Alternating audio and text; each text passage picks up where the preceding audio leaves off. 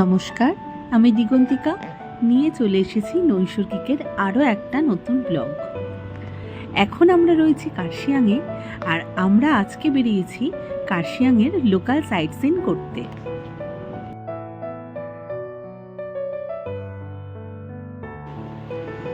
নেতাজি সুভাষচন্দ্র বোসের এই মিউজিয়ামটা কার্শিয়াংয়ের main town থেকে প্রায় 15 মিনিটের ডিস্টেন্সে অবস্থিত।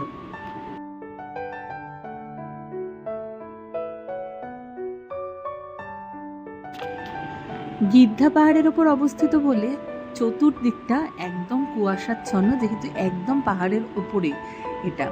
আর এখানে নেতাজি সুভাষচন্দ্র বোস এবং শরৎচন্দ্র বোসের প্রচুর স্মৃতি রয়েছে, যেগুলো মিউজিয়ামে থাকে সাধারণত।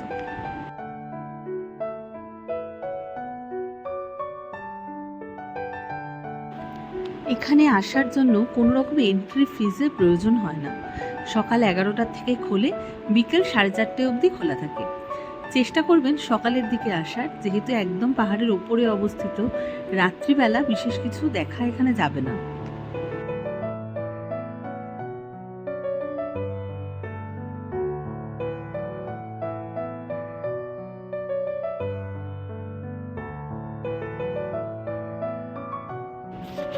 সেই সময় নেতাজি সুভাষচন্দ্র বোস যেই জিনিস ব্যবহার করতেন, খাট, সোফা, বিভিন্ন রকমের আসবাবপত্র, সেগুলো সমস্ত এখানে অত্যন্ত যত্ন সহকারে রাখা আছে।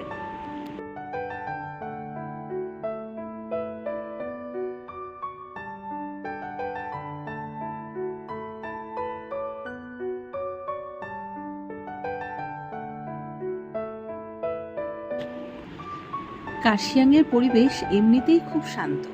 খুব যে ট্যুরিস্ট ছিল যখন আমরা গেছিলাম সেরকম নয়, সুতরাং ফাঁকায় ফাঁকায় খুব সুন্দর দেখেছিলাম আমরা নেতাজি সুভাষচন্দ্র বোসের এই মিউজিয়ামটা।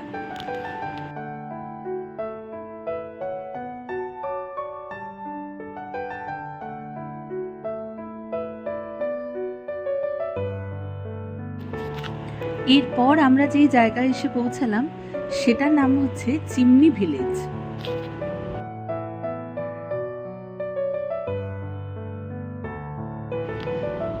চিমনি ভিলেজে রয়েছে অজস্র হোমস্টে, আপনারা ইচ্ছা করলে এখানে এসে থাকতে পারেন।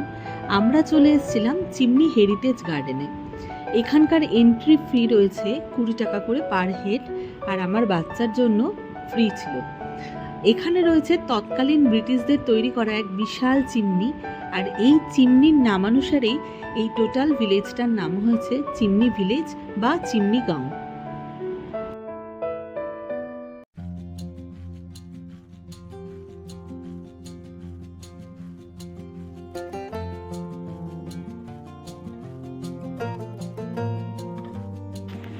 নেতাজি মিউজিয়াম আর চিমনি হেরিটেজ ভিলেজ দেখার পর আমরা সোজা চলে যাচ্ছি ডাউহিলের উদ্দেশ্যে।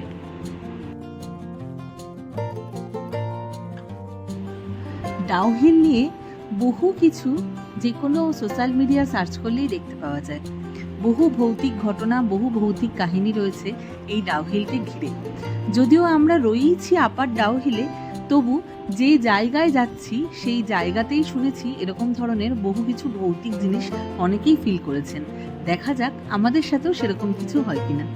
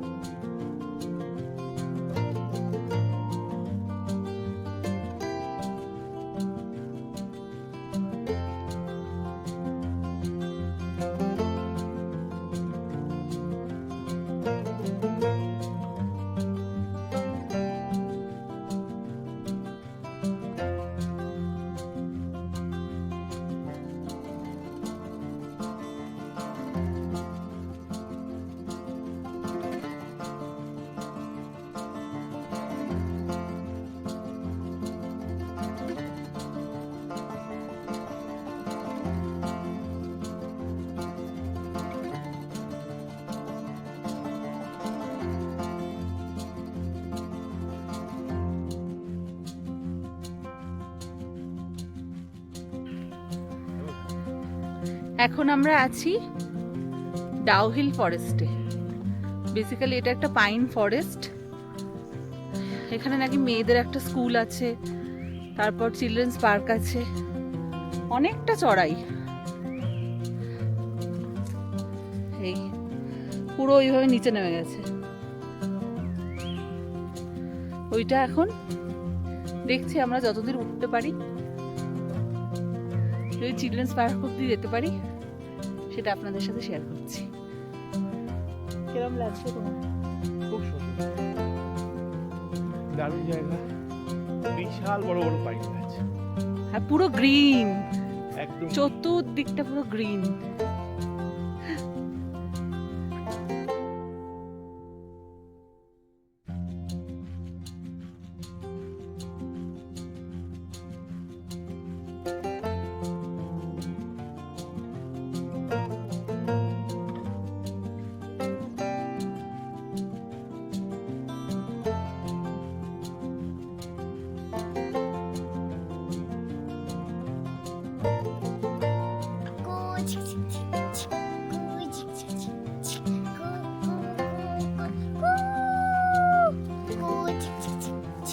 এখানে ভূত আছে মাম্মা? এত বড় ভূত ওইখানে, ওইখানে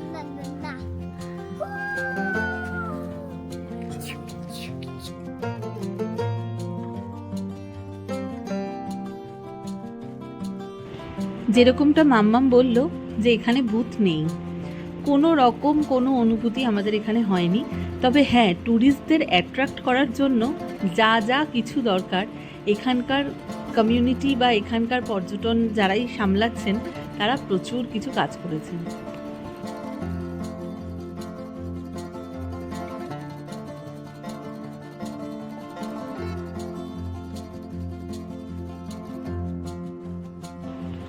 এরকম করে সাজিয়ে রেখেছেন, ছোট বাচ্চারাও দেখলে যদিও ভয় পাচ্ছে না, তবু এখানকার ফিলটা বেশ সুন্দর। আর আমরা যখন অনেকটা উঁচুতে উঠে গেছিলাম ওইখানের পরিবেশটাও আরও সুন্দর, অনেক শান্ত নিরিবিলি পরিবেশ, একটা ছুঁচ পড়লেও সেটার আওয়াজ পাওয়া যাবে। সেই দিক থেকে দেখতে গেলে ডাউহিল বেশ ভালো লেগেছে।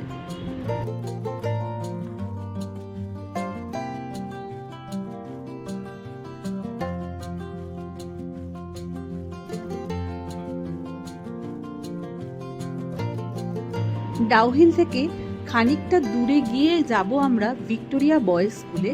ভিক্টোরিয়া বয়েজ স্কুলের স্কুল টাইমিং যখন, তখন আর ওইখানে যেতে দেয় না, মানে গাড়ি এন্ট্রি, মানে টোটালটাই ট্যুরিস্টদের জন্য এন্ট্রি পুরোটাই নিষিদ্ধ। কেননা ওই কিছু ব্লগার বা কিছু ট্যুরিস্ট গিয়ে এমন ঘটনা রটায়, তার জন্য তাদের মানে কাজকর্ম করতে খুবই প্রবলেম হয়, যার জন্য ট্যুরিস্টদের ওই জায়গায় অ্যালাউ করে না। বলে তো ওইখানেও নাকি হন্টেড সব কিছু রয়েছে। যাই হোক, আমরা ওই গেট থেকে, এইখানে এই গেট থেকে আমরা ফিরে যাচ্ছি। এরা বলেছিল হয় ভোর 6টার সময় আসুন, 8টা 9টার মধ্যে আপনারা দেখে চলে যান, আদারওয়াইজ সন্ধে 6টার পর আসুন। কিন্তু সন্ধে 6টার পর আসার আমাদের মানে খুবই দুর্বিষহ ব্যাপার, কেননা এখানে আলো নেই, কিচ্ছু নেই। অলরেডি হালকা হালকা যখন অন্ধকার হবে এখানে, তখন কিভাবে মানুষ 6টার পর যাবে সেটা আমার জানা নেই।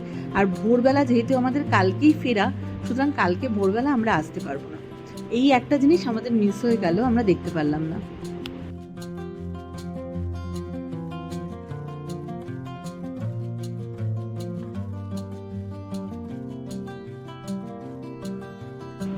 কার্শিয়াংয়ে দুর্দান্ত দুর্দান্ত কিছু স্কুল আছে, যেমন সেন্ট জোসেফ আছে, ডাউহিল স্কুল রয়েছে, ভিক্টোরিয়া বয়েজ স্কুলও ইটসেলফ খুব ভালো স্কুল, ডক্টর গ্রাহামস হোমস বলে যে হস্টেল রয়েছে সেটা।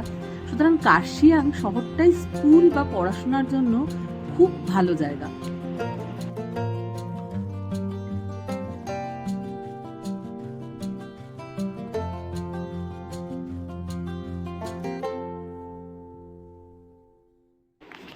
ডাউহিল থেকে এবার আমরা সোজা চলে যাচ্ছি হনুমান টপের উদ্দেশ্যে। এইখান থেকে দেখব আমরা সানসেট।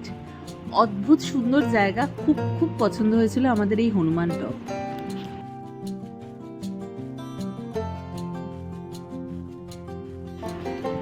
বলে ঈশ্বর যেখানে থাকে স্বর্গ সেখানেই থাকে। এই জায়গাটাও ঠিক সেরকম, চারিদিকে সবুজ চা বাগানে ঘেরা, তার মধ্যে দাঁড়িয়ে আছেন স্বয়ং বজরংবলী বা শ্রী হনুমান। 40 ফুট লম্বা এই হনুমানটি এখানে অবস্থিত। এখান থেকে সূর্যাস্ত বা সূর্যোদয় দেখতে অসাধারণ লাগে।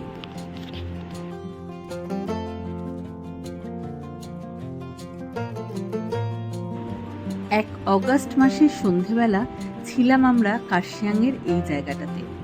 প্রত্যেকটা পাহাড়, প্রত্যেকটা দূরের বাড়ি একদম স্পষ্ট ছিল সেদিনকে।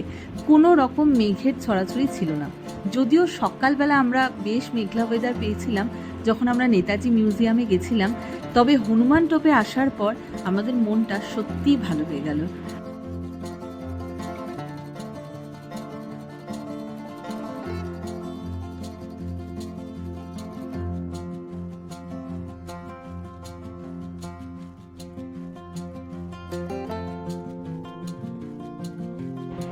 একদম ক্লিয়ার ওয়েদার, যেটা সাধারণত পাহাড়ে পাওয়া কিন্তু ভাগ্যের ব্যাপার। আমরা হনুমান টপে দাঁড়িয়ে সেদিন এই ওয়েদারটাই পেয়েছিলাম।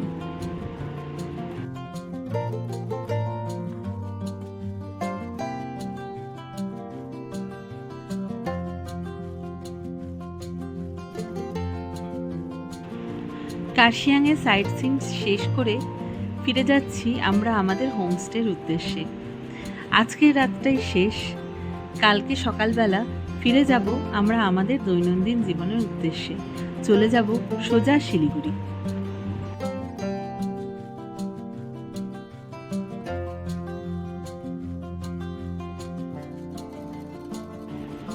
এই মোহময়ী পাহাড়ের টানে ছুটে আসি বারবার। সমুদ্রের থেকে পাহাড়টা আমার বেশি পছন্দের, তাই সুযোগ পেলেই টুক করে চলে আসা একটা ছোট্ট পাহাড়ের কোলে, একটা ছোট্ট হোমস্টেতে। পরের দিন সকালবেলা হিল 66-এর এরকম অভ্যর্থনা পেয়ে আমরা রওনা দিয়েছিলাম শিলিগুড়ির উদ্দেশ্যে।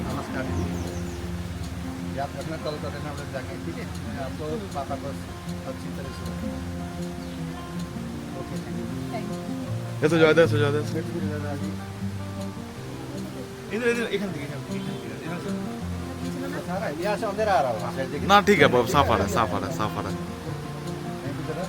नमस्ते। और भी बात करने का टाइम होने से और भी बात करना था, लेकिन अभी सिचुएशन ऐसे हो गया। चलिए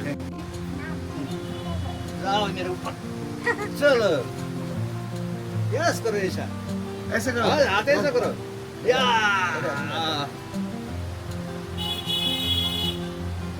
अच्छा पढ़ाई करना, बड़ा आदमी बनना, ठीक है।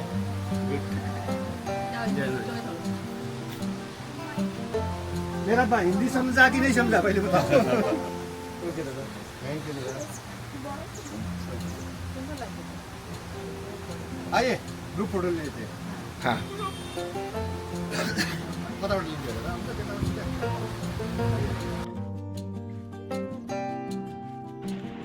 এত সুন্দর আতিথেয়তা, এত সুন্দর অভ্যর্থনা পেলে কে আসবে না বলুন তো? আবার আসবো আমরা কার্শিয়াংয়ে, আর হিল 66-এই আসবো। অলরেডি ব্লগটা করতে আমার অনেক দেরি হয়ে গেছে, অনেকগুলো মাস পেরিয়ে গেছে, কিন্তু এর মধ্যেই আমার মাসি মেশোর যে ছেলে, আমার ভাই, ওরা সবাই এসে এই হিল 66 থেকে ঘুরে গেছে অলরেডি। ওদেরও ভীষণ ভালো লেগেছিল এদের আতিথেয়তা। আপনারা ইচ্ছা করলে অবশ্যই কিন্তু আসতে পারেন। আর এটা কিন্তু কোনো পেইড প্রমোশন নয়, কোনো পেইড প্রমোশন ভেবে ভুল করবেন না। আমাদের ভালো লেগেছে তাই আমরা আপনাদেরকে রেকমেন্ড করছি। যাবার সময় আমরা ঘুরে যাব পশুপতি মার্কেট, মিরিক আর লেপচা জগৎ।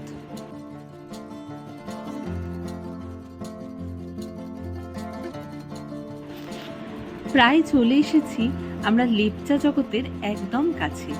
ইচ্ছে করলে এখানেও থাকা যায়, অনেকেই এসে থাকেন লেপচা জগতে। খুব ভালো ভালো হোমস্টে রয়েছে, হোটেল রয়েছে। একটু মোমো খেয়ে চলে যাব আমরা এখানকার পাইন ফরেস্টে।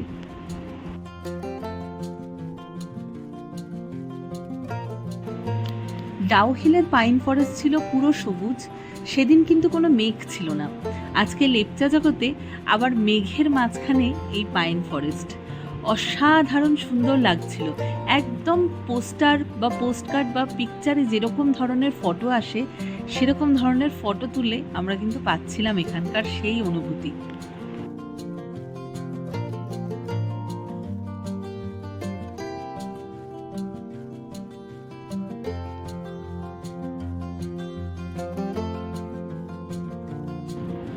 লেপচা জগৎ দেখে ফেরার সময় আমরা চলে এসেছিলাম পশুপতি মার্কেটের কাছেই আরেকটা মার্কেটে।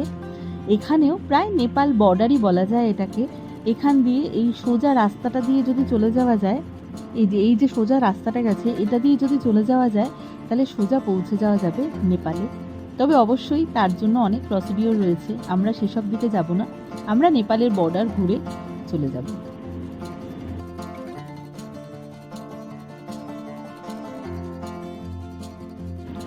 অনেক টুকটাক জিনিস আছে, ইচ্ছা করলে অবশ্যই এখান থেকে কিনতে পারেন।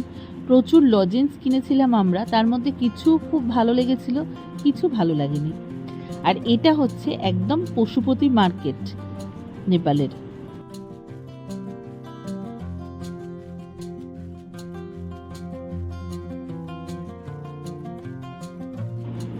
একদম নেপালের বর্ডারে এসে পৌঁছে গেছি আমরা। এখানে একটা চেকপোস্ট আছে যেটা পেরোলেই নেপাল।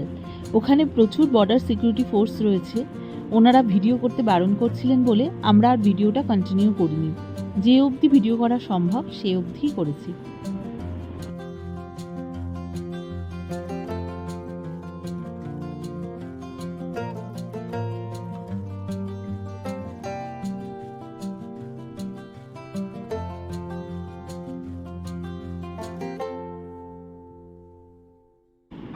ওই যে ওই দিকের মার্কেটগুলো দেখতে পাচ্ছেন, ওই দিকের দোকানগুলো, ওগুলো কিন্তু সব নেপালের মধ্যেই অবস্থিত। এরপর আমরা চলে এসেছিলাম মিরিকে। কিনে নিয়েছিলাম মিরিক থেকে এরকম 2-3টে গাছ, বাড়িতে নিয়েও এসেছিলাম। আর কি দাম কম এই সাকিউলেন্টগুলোর, মাত্র 50 টাকা করে বিক্রি হচ্ছিল।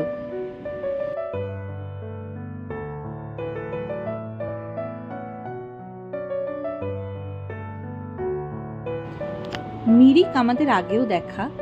আজকে যেহেতু আমাদের ট্রেন অনেকটা রাতের দিকে, সেই জন্য আমরা কার্শিয়াং থেকে ফেরার সময়তে লেপচা যাবত নেপালের বর্ডার আর মিরিক করে তবে আমরা এনজিপিতে যাব। তাহলে কি আমাদের একটা দিন ওয়েস্ট হলো না, আর যতটা সম্ভব যতক্ষণ পারি আমরা পাহাড়ের কাছাকাছি থাকলাম আর কি।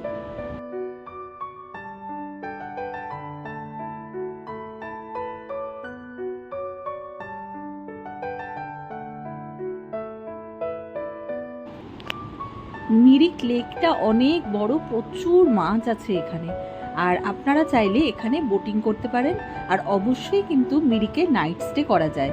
এখানে প্রচুর হোটেল আছে, প্রচুর খাবার জায়গা আছে, হোমস্টে আছে। ইচ্ছা করলে মিরিকে একদম রাত্রিবেলা থাকা যায়।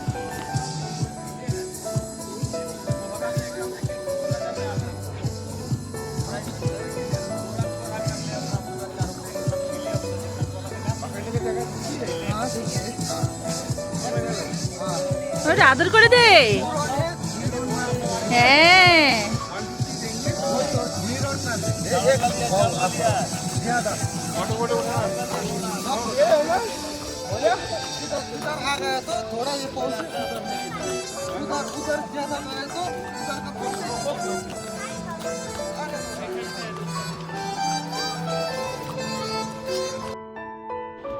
মাম্মামকে একদম 1 বছর বয়স থেকে আমরা এই ঘোড়ায় ওঠানোর চেষ্টা করছি। প্রথমে গেছিলাম সিমলা, সেখানে ঘোড়ায় উঠে আমাদের নেমে চলে আসতে হয়েছিল অর্ধেক রাস্তা গিয়ে। এত ভয় পাচ্ছিল, এত কাঁদছিল, আমরা রিস্ক না নিয়ে নেমে গেছিলাম। তারপর চেষ্টা করেছিলাম কাশ্মীরে, সেখানেও একই অবস্থা, কাশ্মীরেও ঘোড়ায় ওঠাতে পারিনি। তারপরেও চেষ্টা করেছিলাম আমরা দীঘাতে, সেখানেও ওঠাতে পারিনি। শেষমেশ গিয়ে মাম্মামের যখন 5 বছর কমপ্লিট হলো, তবে গিয়ে মিরিকে আমরা মাম্মামকে ঘোড়ার উপরে ওঠাতে পারলাম, তাও ওর বাবার সাথে।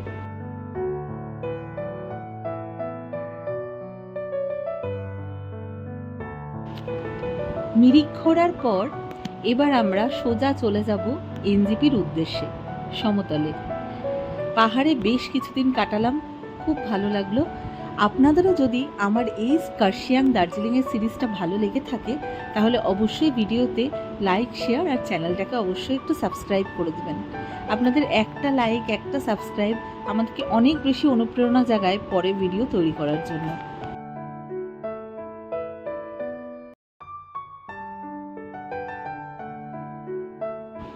কোথাও ঘুরতে গিয়ে একই জায়গায় যদি অনেক দিন বেশি স্টে করা যায় তাহলে সেই জায়গার কিছু মানুষের সাথে এত ভালো পরিচিতি হয়ে যায় যে পরবর্তীকালে কেউ যদি ঘুরতে যায় আমরা অবশ্যই তাদের নাম, তাদের হোটেল সমস্ত কিছু রেকমেন্ড করে দিই এমনি ভালোবাসার খাতিরে।